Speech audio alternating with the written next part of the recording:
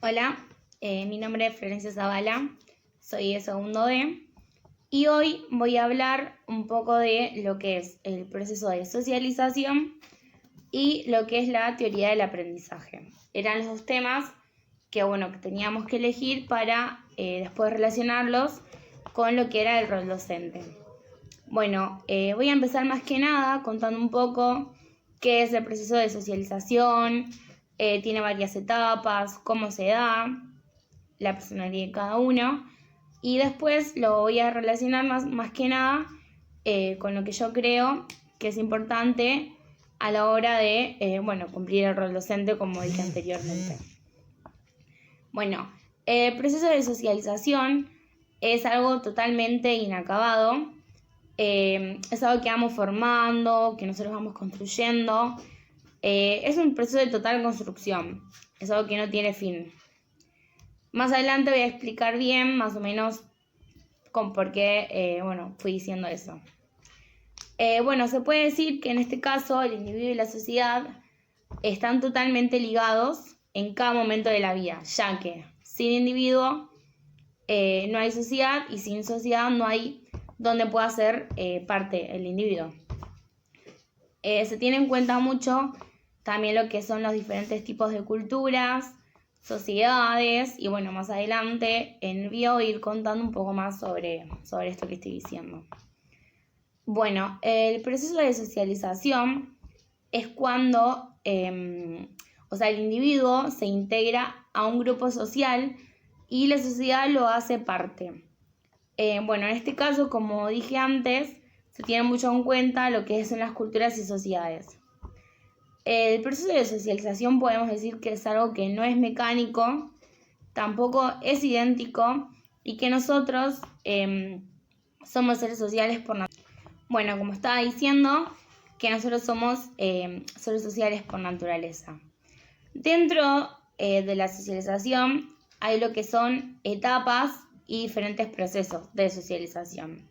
Antes que nada, quiero aclarar que la socialización comienza antes de nacer y finaliza cuando morimos, o sea, dejamos de vivir. Como estaba diciendo antes, comienza con nuestro propio nacimiento, nuestros primeros años de vida, nuestros pasos por guardería, jardín, la escuela primaria, la escuela secundaria. Podemos hablar también de un paso por el club, mismo en la calle, la universidad, un terciario, un trabajo. Otra de las cosas que voy a aclarar antes es que no todas son seguidas, o sea, no son todas iguales. Otra que tampoco se dan, o sea, no todas los procesos y etapas de socialización se dan. Puede que haya personas que por ciertos problemas no hayan pasado por la primaria o la secundaria y tuvieron que ir directamente a trabajar, pero el proceso de socialización siempre estuvo. Por eso que se dice que no todas se dan y que no todas son seguidas. A la hora del proceso influye mucho lo que es la cultura, las creencias, el sexo, la familia de donde uno viene, la política, la religión y lo que es la educación a la hora de socializar. Dentro de lo que es el proceso de socialización están los elementos del proceso de socialización, que acá se tiene en cuenta lo que son prácticas, los valores, las normas, la comunicación, que para la comunicación utilizamos los 5 sentidos, es muy importante. Tenemos diferentes tipos de umbrales de percepción, hay significados, símbolos también para realizar lo que es, estos serían todos los elementos del proceso de socialización. Otra de las cosas que también puedo comentar o recalcar de lo que es el proceso es que cada sujeto, o sea, cada individuo ve el mundo de diferentes maneras. Es así que se crean los diferentes tipos de sociedades según las creencias o las culturas, como había comentado anteriormente. A la hora de que uno es adulto, influye mucho lo que es la madurez a la hora de socializar. Es un rasgo fundamental. Comprende el tiempo, las circunstancias también de la vida. Bueno, voy a comentar también un poco otra cosa muy importante, también tiene que ver mucho con lo que es la personalidad de cada uno a la hora de la socialización.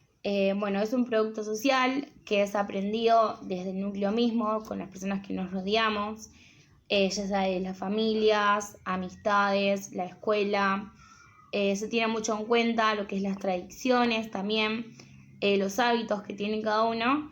Y bueno, como dije, es algo aprendido, o sea que vamos tomando personalidades o actitudes o ciertas cosas de las personas y creamos nuestra propia personalidad.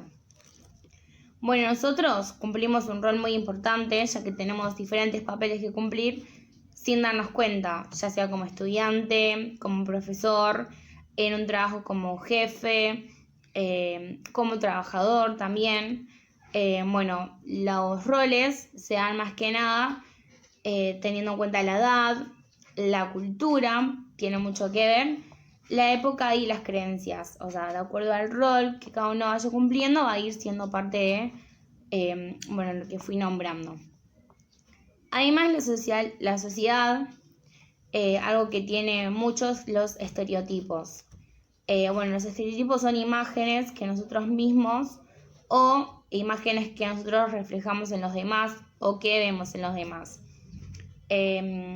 Prejuzgan, los estereotipos prejuzgan mucho la apariencia, cómo habla uno, de dónde viene y también el estatus social, económico o el cultural. Para ir cerrando un poco,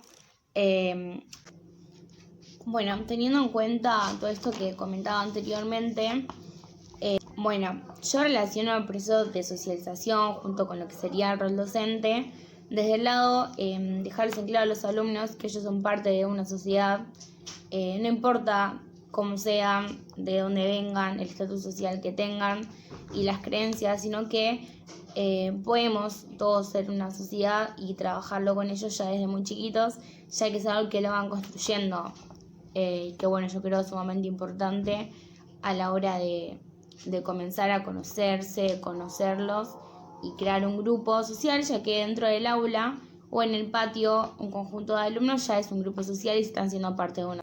Bueno, como había dicho al principio del video, iba a hablar del proceso de socialización y la teoría del aprendizaje. Ahora voy a hablar un poco de lo que es la teoría del aprendizaje y después voy a hablar un poco también lo que es el conductismo y el avance que hay respecto al conductismo. La teoría del aprendizaje está basada en cómo aprende el sujeto de acuerdo a los diferentes tipos de enfoques que hay. Dentro de la teoría del aprendizaje se encuentra lo que es el conductismo, que el conductismo no fomenta lo que es un espíritu crítico, se genera lo que es un estímulo-respuesta y hay un total condicionamiento. Podemos decir que dentro del condicionamiento se pueden provocar conductas mediante estímulos artificiales por medio de lo que sería la repetición.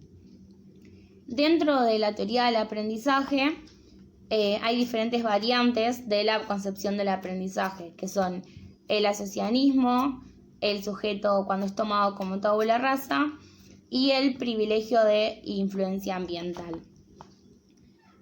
El asociacionismo dentro del asociacionismo se producen los conocimientos por un juego de asociaciones. Después el sujeto como tabula rasa no aporta nada al proceso, sino que produce respuestas mediante estímulos que se le presentan. Podemos decir como que relacionarlo con los alumnos y el docente, el alumno espera que el docente le brinde la información y lo único que hace es actuar frente a eso.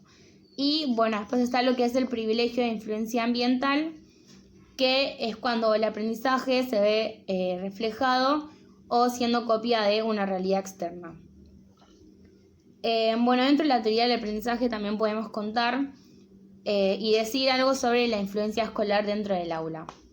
En este caso se dan lo que son todas tareas repetitivas son todas tareas que admiten solo una respuesta, es algo mecánico.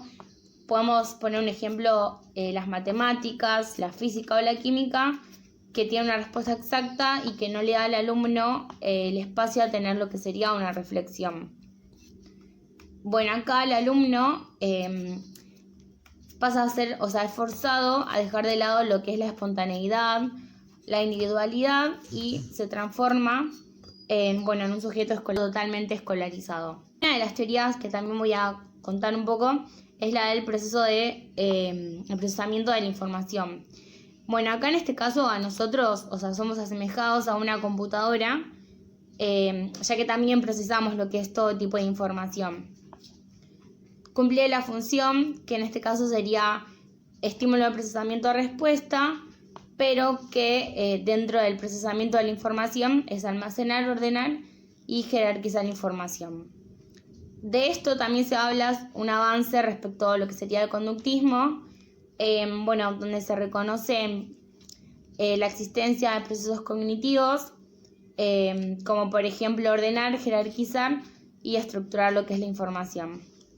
Además, se reconoce la existencia de una mente o un aspecto interno que contiene y le da sentido a toda esa información procesada. Se piensa más que nada como si fuera un proceso de sumativo, acumulativo, donde hay un mayor grado de organización por el aspecto sintáctico. Aporta lo que es información sustantiva acerca de la memoria, la selectividad, la percepción y la organización, y de conocimientos a nivel del sujeto. Tiene un esquema. El esquema es la estructura de datos para representar conceptos genéricos almacenados en la memoria. Es un paquete de conocimientos y además información acerca de cómo debe usarse ese conocimiento. El esquema tiene 3 tipos de aprendizaje, que son el crecimiento, el ajuste y la reestructuración. El crecimiento es la acumulación de información en esquemas, por ejemplo, el crecimiento del vocabulario, la complejización de tareas matemáticas, donde se amplía el universo de esquema disponible, pero no se lo modifica. Y después, el ajuste es cuando el esquema resulta insuficiente para explicar la realidad externa. Se produce un cambio que implique ampliar su campo de aplicación.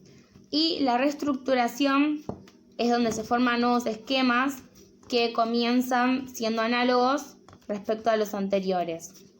Y dan lugar a la creación de una nueva estructura.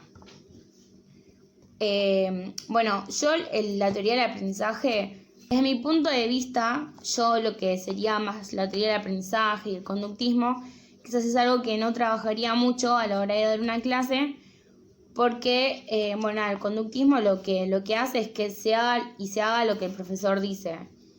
Me parecía interesante igualmente saberlo, por eso fue que lo elegí en uno de los temas para poder hablar y comentar qué es más o menos la teoría del aprendizaje, pero al ser algo muy estructurizado y muy escolarizado, quizás no se le da el espacio a los alumnos como para que tengan la libertad y puedan ellos tener su propia opinión o poder hablar sobre un tema dado.